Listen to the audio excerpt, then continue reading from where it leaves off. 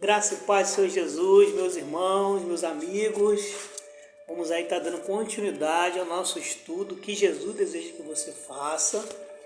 No primeiro vídeo, a gente deu a introdução geral da revista, como vai ser feito o estudo, o conteúdo geral, e vimos sobre algo maravilhoso aconteceu com você, a experiência com Cristo.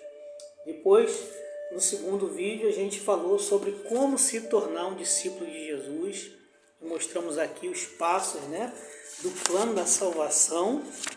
E hoje nós vamos ao primeiro estudo que fala sobre o que Jesus deseja que você faça. Então, o primeiro ponto é: Jesus deseja que você tenha a certeza da salvação. Está aqui, ó. Jesus não quer que você fique em dúvida. Jesus quer que você tenha convicção, certeza da salvação que Ele quer te dar. Tá bom?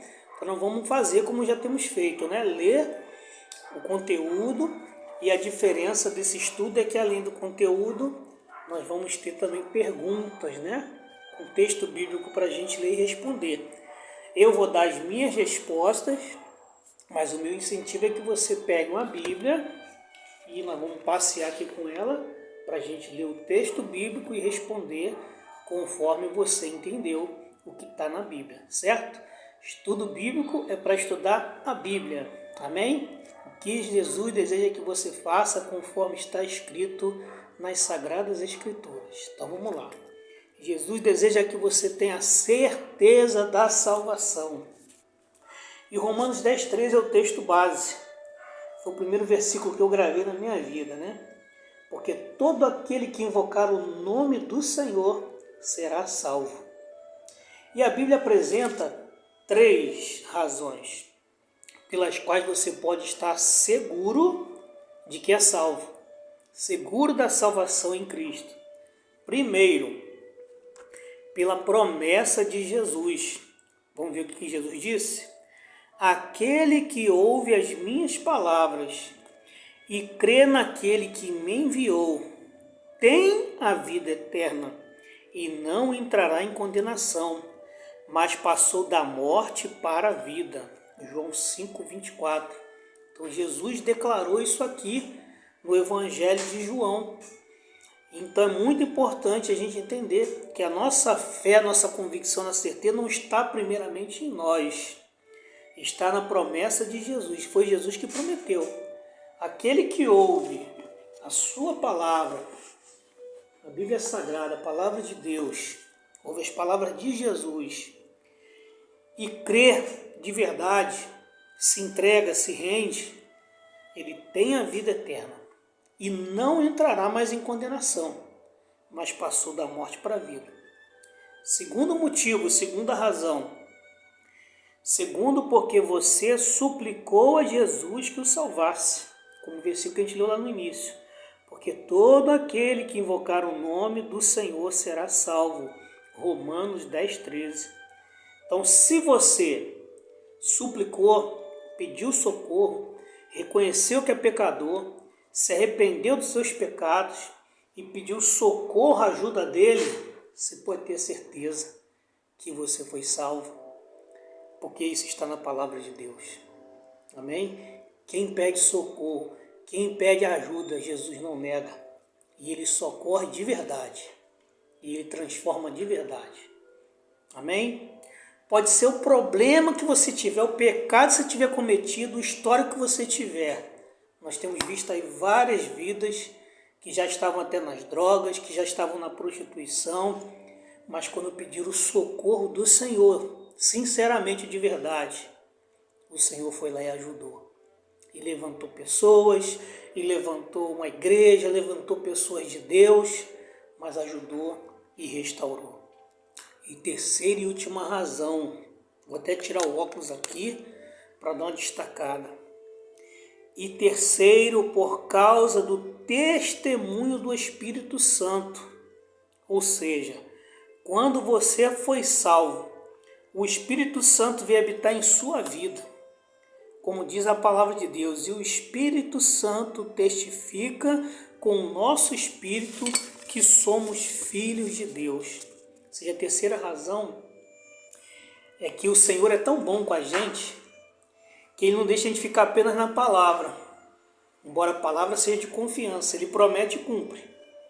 Não deixa também a gente confiar apenas no que a gente falou.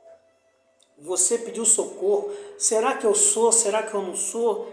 Ele coloca dentro de nós, aquele que crê, recebe o Espírito Santo dentro do seu coração, dentro da sua mente, passa a habitar dentro de nós. Nós nunca mais estaremos sozinhos.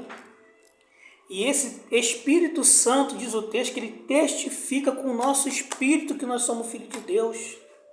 E aí, o que acontece de diferente?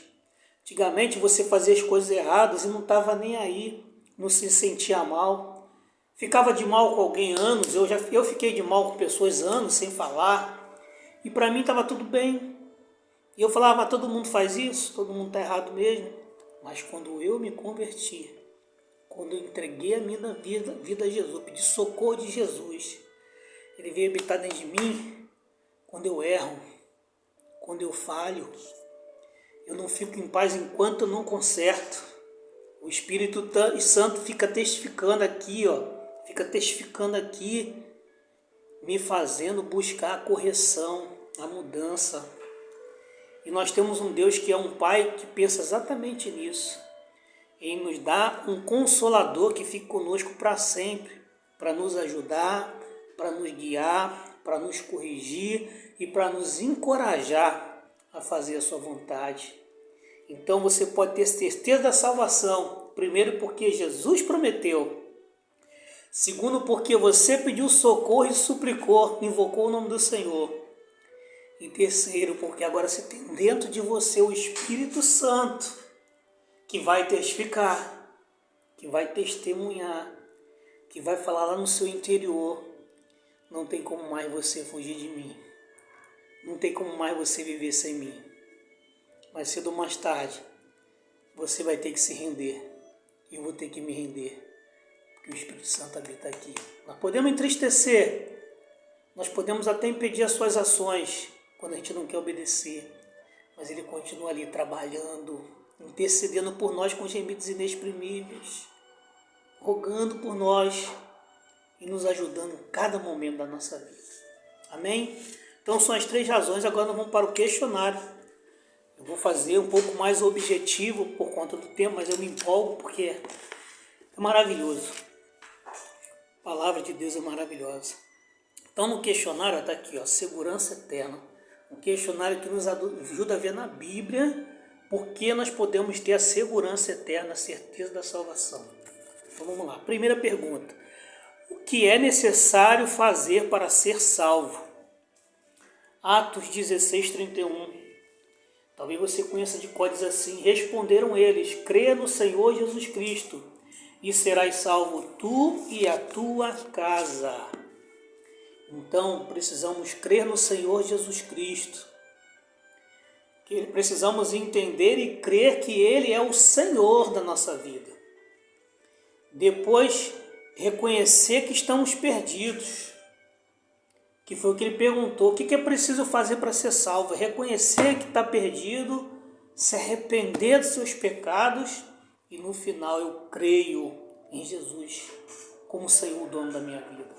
Vamos para a segunda então. O que Jesus promete a todos os que invocam? Romanos 10:13. Vou falar de cor porque eu já sei. Porque todo aquele que invocar o nome do Senhor será salvo. Ou seja, o que ele promete a todos que invocam, que pedem socorro do Senhor? Que será salvo. Desde que não seja apenas da boca para fora, mas fruto de fé e de compromisso com Deus. Amém? Invocar, pedir socorro com sinceridade, com verdade, do fundo do coração, vai ser salvo. 3. Que tipo de vida é prometida àqueles que aceitam a Cristo como Salvador? João 3,16. Vamos falar junto? Porque Deus amou o mundo de tal maneira que deu seu Filho unigênito, para que todo aquele que nele crê não pereça, mas tenha vida eterna. Então a pergunta é: que tipo de vida é prometida àqueles que aceitam a Cristo como Salvador, a vida eterna. Aceitar o seu convite de crer e segui-lo. Então, quem crê, quem aceitar o convite do Senhor, Ele promete que vai dar a vida eterna. 4. Procure um dicionário significado da palavra eterno e dê uma breve definição para a vida eterna. Então, pesquisei e coloquei aqui. Que não tem início e nem fim, que dura para sempre. Ou seja, a vida eterna é uma vida para sempre, sem fim, junto com Deus eterno. Amém? Quinta pergunta. O que Jesus promete sobre a sua segurança, estando você sob os cuidados dele? Eu sei mais ou menos de como, mas eu vou querer ler com você aqui. Está lá em João 10, do 27 ao 29, para eu não perder nenhum detalhe, que é muito lindo esse texto. Diz assim, João 10, do 27 ao 29. As minhas ovelhas ouvem a minha voz, e eu as conheço, e elas me seguem, e lhes dou a vida eterna, e elas jamais perecerão. Ninguém poderá arrancá-las da minha mão. Meu Pai, que as deu a mim, é maior do que todos, e ninguém pode arrancá-las da mão dele. Amém? Então coloquei aqui o que Jesus promete sobre a sua segurança, estando sob os cuidados dele. Que terei a vida eterna, que nunca perecerei, que ninguém poderá me arrancar das suas mãos e da mãe do Pai Celestial, porque somos suas ovelhas e ouvimos a sua voz e o seguimos. Amém? É muito lindo esse texto, gente. É muito texto que confirma mesmo, fortalece essa nossa fé. Agora tem uma questão aqui na pergunta 6, né? Nenhum crente vive uma vida sem pecado. Quando você peca, o que é preciso fazer para receber o perdão de Deus? 1 João 1,9. Vamos ler então esse texto.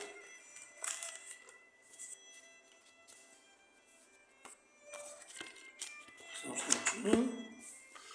1 João 1,9 diz assim. Vou ler o 8 e o 9 para entender o contexto. Se dissermos que não temos pecado nenhum, enganamos a nós mesmos, e não há verdade em nós. 9. Se confessarmos os nossos pecados, Ele é fiel e justo para nos perdoar os pecados e nos purificar de toda a injustiça. Então a gente sabe que nenhuma pessoa vive sem cometer pecado algum. Todos nós somos pecadores. Mas quando a gente peca, o que a gente deve fazer? Como está aqui no texto. Confessar os meus pecados com sinceridade, reconhecendo que Deus está certo e eu errado, e suplicando a sua ajuda para me purificar, para me limpar. Então não tem jeito, a gente precisa depender da graça e da ação de Deus sobre as nossas vidas. Todos nós temos pecados. Mas o problema que eu sempre falo, né? O problema e a diferença de Davi e de Saul, os dois foram reis escolhidos por Deus. Mas Deus não quis mais. Deus o rejeitou, que foi Saul. E outro, Deus disse que ele foi um homem segundo seu coração. Não porque ele era perfeito, não porque ele errava. Mas porque depois do pecado, queria dar desculpa, queria se justificar, ficava apontando para o outro, mas o fulano, o ciclano faz isso, faz aquilo, e eu sou melhor. E por conta disso eu não confessava, não pedia perdão.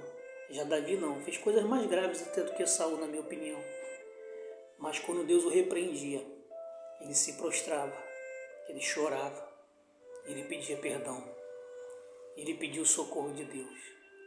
E é isso que a gente precisa aprender, irmãos. Ninguém é perfeito, nem eu, nem você, nem ninguém.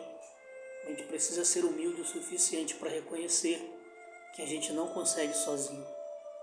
Que todos nós temos nossas tendências pecaminosas, todos nós temos o pecado original, que quer nos afastar da presença de Deus, da palavra e dos ensinos de Deus. E o que nós temos que pedir ajuda, é socorro, para vencer nossas inclinações, para poder seguir ao Senhor. Amém? Estamos terminando, falta só 2 perguntinhas. A 7ª perguntinha é: quem testemunha juntamente com o seu espírito de que você é filho de Deus? A gente já leu esse texto, né? Mas nós vamos ler de novo aqui. Romanos 8,16. Romanos 8,16 diz assim: o mesmo Espírito testifica com o nosso espírito que somos filhos de Deus. Amém? Então o Espírito Santo de Deus é que testemunha. É o mesmo que testemunhar é o mesmo que depor, confirmar a verdade em sua defesa. Ou seja, o Espírito Santo que Deus faz habitar dentro de nós. Ele testemunha, ele testifica dentro de nós que nós somos de Deus. Nunca mais seremos os mesmos, porque o Espírito habita em nós.